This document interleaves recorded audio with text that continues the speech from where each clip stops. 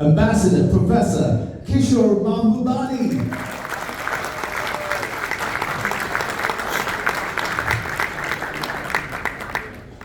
I think after all that has been said, if I was really smart, I should sit down and keep quiet. Because after this amazing tributes I've received from Mr. Amir Ali and my good friend Viswa, nothing I say can match what they have said. But nonetheless, I do want to thank Mr. Amir Ali and your family. And of course, I'm very happy to honor the contributions of your father, Mr. Adbeali, Tayebali, because it's very important for Singapore not just to have strong top-down initiatives, which Singapore is known for, but also strong bottom-up initiatives which build a very strong civil society, which is the glue that holds us together. So initiatives like the work that, for example, your father did in many philanthropic areas, especially with the interreligious organization, actually made a huge difference to Singapore. And I can tell you that we in Singapore take interreligious harmony for granted. I mean, look at this room. So many religions in this room. And we are comfortable. But that's the work of the interreligious organization and what has been achieved. So for me, it's truly a great honor to receive this award. I'm not sure what I can say in response, but I've always learned from my guru, Ambassador Tomiko, that in a good speech you can only make 3 points. And what I'm going to talk about, since it's a lifetime achievement, is about the 3 great privileges or blessings I've had in my life. And I'm sharing them in the hope that it might be helpful to others too. And to me, of course, the first privilege of my life is that I experienced many high peaks in my life. Some of them actually been mentioned by Vispa. But the first high peak that I experienced was at my birth, because it was a complete accident that I was born in Singapore. If I look at my parents' siblings, when they all left Sindh after partition, the brothers and sisters of my mother and father went to Guyana and Suriname in South America, went to Nigeria and Ghana in Africa, went to Tokyo and Hong Kong in East Asia, stayed in Mumbai and Calcutta. I could have been born in any of these places. And if I had been born in anywhere else except Singapore, I would not be standing here speaking to you, because almost none of my first cousins went to university. By accident, I ended up in university. And the second high peak I had was the complete accident of the President's Scholarship. I think you all know you don't apply for the President's Scholarship. The Public Service Commission selects you. And some of you may know that I did suffer poverty as a child. And there's no way I could have gone to university. When I finished high school, I started working as a textile salesman in High Street in Watan Malbulchan, earning $150 a month.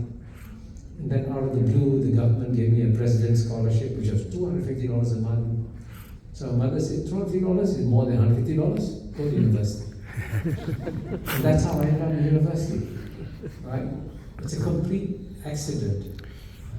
And then I ended up joining the Foreign Service, and miraculously, as Visva said, at the age of 35, and I was completely shocked, I was asked to succeed Ambassador Tomiko as ambassador to the UN. And I can tell you, I felt like I had been put on a rocket and shot to the moon, Never did I dream I'd be given such a job to do, and of course trying to fill Ambassador Tommy Cole's shoes in the UN was almost impossible because his shoes were giant. He had already been president of the UN Conference at the Law of the Sea, and so on and so forth. But I survived. But it was clearly a high peak that I experienced. And then, of course, subsequently, as Biswa mentioned, I became permanent secretary of the Ministry of Foreign Affairs, and that was clearly the most important job I ever had, to run an organization with a budget then of $100 million. Now, the foreign ministry is a budget of, I think, $500 million or more. But it was by far the biggest job that I had, and I enjoyed it enormously and loved it because it makes you grow. The more responsibility you have, the more you grow as a person. It gives you this tremendous boost. And of course, finally, I ended up as Dean of the Lee Kuan Yew School of Public Policy. And that, to me, also was a huge gift in my life. And at that time, basically, I can tell you also, because at the age of 80, Mr. Lee Kuan Yew was still very highly regarded in Singapore. And this was the first institution to be named after him, and nobody wanted the job. They thought if you have a Lee Kuan Yew name, you cannot fail.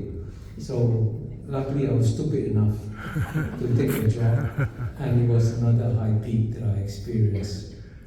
But this is in a sense, I say this because I want to say that I've had many blessings in my life. But the second great privilege I have in my life, which I think was going to surprise you, is that I also experienced many dark valleys in my life. And I think it's very important to remember and speak about the dark valleys in your life too. Because it is the dark valleys that give you the resilience in life. And I can say this with some conviction because I happen to be on the board of a major global company called Zurich Insurance. And when I was on the board, sadly, we had to let go of the CEO and say, we're sorry, we have to change CEO, we have to let you go. And we thought he'd be strong and mature enough to accept a decision to stop being CEO. But amazingly, for a man who had probably already earned a few $100 million, had a lot of friends and everything, what did he do? He committed suicide. And that to me was a reminder that it's very important in life to develop the resilience to carry you through the difficult moments. And I had at least 5 dark valleys. The first one, I think Biswa mentioned about how my family did experience poverty. We lived in a house without a flush toilet. We had debt collectors knocking at our door. My father went to jail. You know, we experienced a real typical poverty. But as I look back on my life, I realized in some ways the poverty I experienced in my childhood was the biggest gift that could be given to me, because as Viswa said, my mother taught me, you never give up. Never, ever give up. And it's quite amazing because she wasn't educated, she didn't have any professional training, her husband went to jail, and she had to bring up the 4 children, and did an amazing job as a result. And if I hadn't experienced that, I couldn't have survived the subsequent dark valleys that I had. And I can tell you, after that I remember I mentioned my great years as President Scholar. I spent 1 year in Halifax studying, doing a master's in philosophy. And I can tell you, when I wrote letters to my friends in Singapore, all they could remember is the deep depression I was in, studying in Canada, partly because when I was staying in a single room in a rented house, the landlord, to save money, didn't turn on the heating. when I was sleeping in winter, so I had to sleep in a sleeping bag in my room in Canada. That's one example of hardships and experience. But I can tell you also, when I was ambassador to the UN first time, and when my career seemed to be at a peak, Mr. Dhanabala pulled me aside one day in New York and said, Kishore, we think you should come and consider joining the PAP. We see a great future for you. So I said, okay, I never applied for the job. I said, okay, if you want me to apply, I'll apply. So I was asked to apply, came back from New York to Singapore for interviews, had a wonderful interview with Mr. Lim Kim San, had a wonderful interview with Mr. Goh Chok Tong, seemed to be going quite well. Then he came to the final interview with Mr. Lee Kuan Yew in the cabinet room. And I can tell you, when you are attacked by Mr. Lee Kuan Yew, it's the most horrifying experience in your life. He's by far the most brutal questioner I've ever met in my life.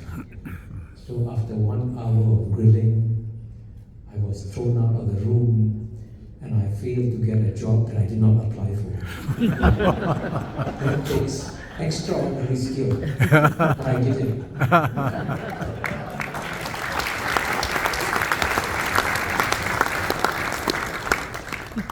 And then I can tell you after that, 10 years after that, as I mentioned, I was very happy being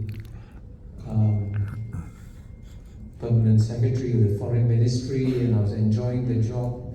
And suddenly I was told, saying, Kishore, we want to send you back as ambassador to the UN. And I can tell you, when the first time when they said they're going to send me an ambassador to the UN, I thought I was on a rocket going to the moon. The second time when they told me I was becoming ambassador to the UN, I thought they were going to bury me deep in a tunnel 1,000 meters below. And I say that because frankly I told myself I'm going to go from being CEO, going from being a CEO of a bank with $100 million budget to becoming a branch manager. That was obviously a major demotion, and to be honest with you, I was depressed, very depressed. But again, it was the best thing that happened to me. This is remarkable. Every time I went down, it was at times when I went down that I had the great learning experiences and developed the resilience and understood what life is about. Because if you're coasting along on top, you don't understand what life is. It's only when you go underground and suffer.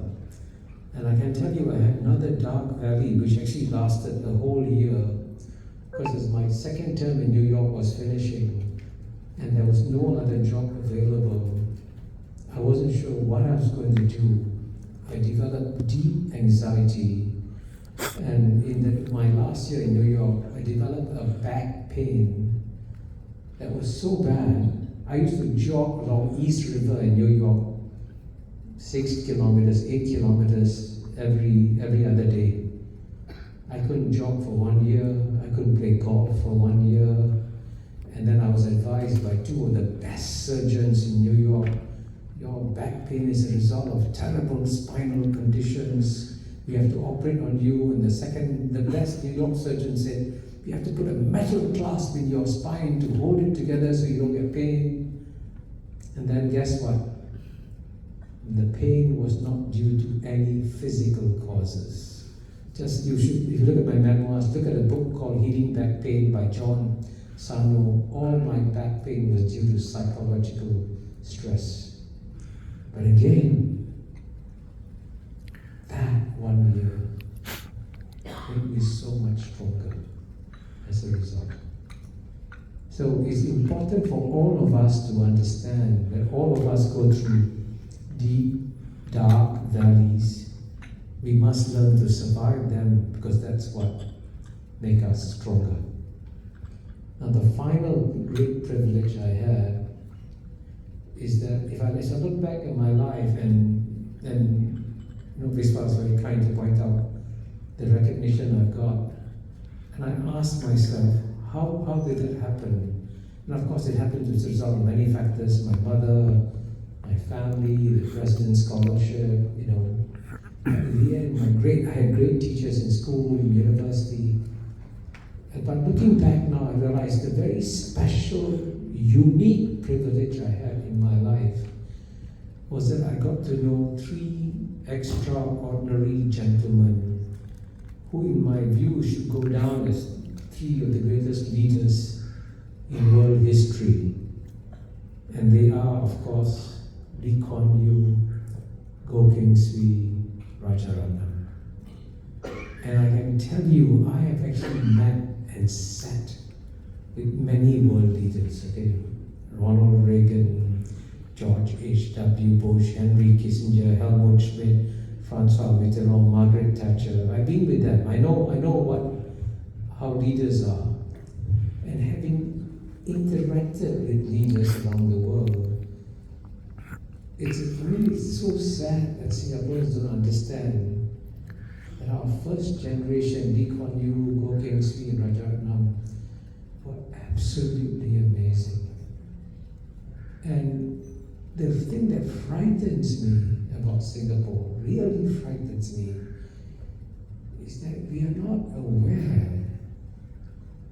that we are in Singapore living in a unique bubble. It's a bubble because nowhere in the world has any society gone from a per capita income of $500 at independence in 1965 to over $90,000 60 years later. No one has done it. And we've had 60 years of total peace, not a single threat of war. And we've had 60 years of social and religious harmony. That's amazing. Hasn't happened anywhere else, right? You look at the United States today, right? That's normal. What we have in Singapore, no gunshots, nobody shooting, it's abnormal. Now this abnormal phenomenon we have, this bubble we have, is a result of 3 remarkable human beings who forged dramatic policies that fixed Singapore. And Singaporeans don't know. And you must also understand that these men had very unique qualities. Now there are many, but let me just mention a few of them. The first, the most important one is that they had compassion. They could have been devoted to making a lot of money, they could have been devoted to getting lots of grandiosity, but they were really devoted to improving the livelihood of the people. And Dr. Goh Keng Swee, for example, as you know, wrote about the conditions of the people living in Chinatown, people sharing rooms, sharing beds, sharing clothing, sharing toilets. That's the poverty of Singapore. He knew it, and he said he would get rid of it. And today, it's amazing that we have gone from that extreme poverty to today, we now have, per capita, one of the largest foreign reserves in the world. It's amazing. We don't know the exact number. I can tell you, everybody believes it's over $1 trillion. Why?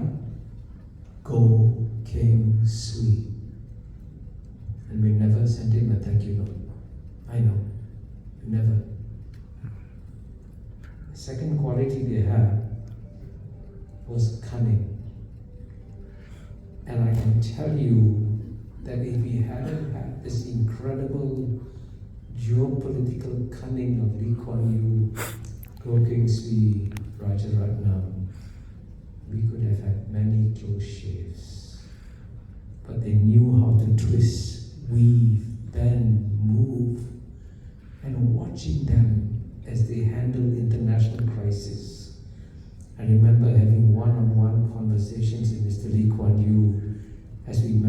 expulsion of the American diplomat Henry Spoon. And the brilliance with which he played the game was amazing. Absolutely brilliant. You know? And trust me, there are very few leaders around the world who could match any of that. Right? They also had enormous courage. They would take big risks, and they would throw out conventional wisdom. They also were great collectors of talent, which is why they had very strong people working around them, by the way, which is unusual. Most leaders like to have people who are not a threat to them, not as strong as them. Singapore always pick people as strong as them. Amazing. And finally, they have this amazing curiosity.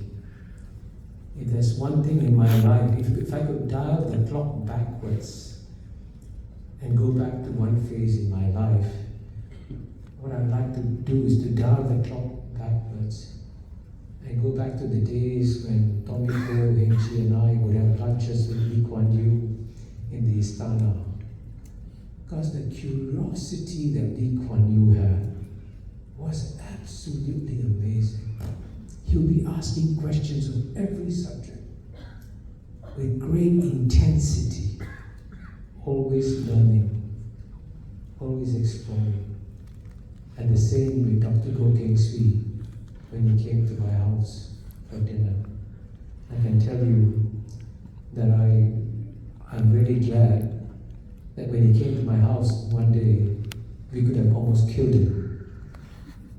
He had, at that time, I think, diabetes, had taken his insulin, and he had taken his insulin, so he had to be fed immediately. But my wife was breastfeeding at that time, the baby called, so the food was delayed, and suddenly he began to froth in the mouth, and he could have had a major accident. Luckily, his wife rushed to our fridge, said, "Do you have Kit Kat? Do you have Kit Kat?" So we found Kit Kat, we stuffed the Kit Kat in Dr. Goh's mouth, and he survived. But I almost killed Dr. Goh in the house. But you know, I can tell you after that, we still had a brilliant conversation. And Rajaratnam, of course. The most wonderful thing with Rajaratnam is when you sit down at dinner with him, and then after dinner, the glass of whiskey comes out, and then he goes forth. And then you get this amazing insights flowing from him. So I can tell you that we in Singapore have benefited so much from these three great men. Let us make a bigger effort to remember them and what they have done for us, because if we do, then maybe we may have another 60 years of this amazing bubble that we've lived in. Thank you very much.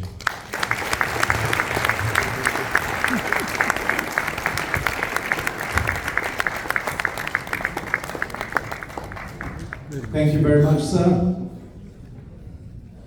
Your words were heartfelt, brutally honest, inspiring, and profoundly moving, and absolutely worthy of a lifetime of achievement. A big hand, please, ladies and gentlemen, for our Lifetime Achievement Award recipient, Ambassador Professor Kishore Mahbubani.